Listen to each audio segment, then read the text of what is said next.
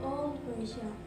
Ngunit, iisa lamang ang nagmamay-ari ng aking puso, si Aladdin, ang aking kasinta, isang Gregong Morong prinsipe na anak ni Sultan Aliadab.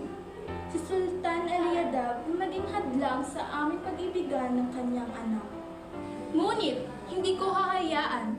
Kamatayan may handa kong harapin, may paglaban lang ang aming pag-iibigan.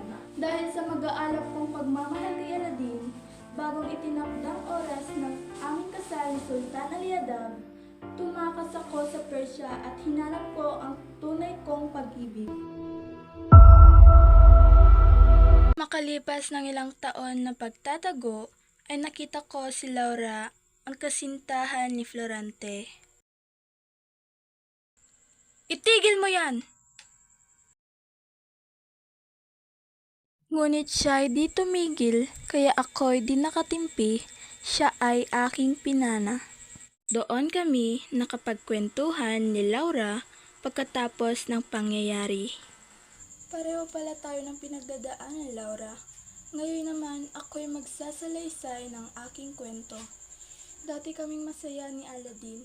Kala namin wala nang makakahadlang nito. Ngunit ako'y nagkakamali. Si Sultan Aliadab, ang mismong tatay niya, ang sisira ng aming pagsasamahan.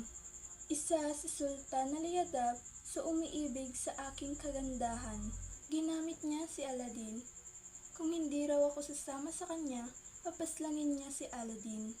Ngunit hindi ko talaga kayang mawalay kay Aladdin, mawalay sa aking mahal. Tila may nakarinig sa amin, kaya agad namin itong nilapitan. Aladdin? Hindi ko magagawa sa iyo yon, Aladdin.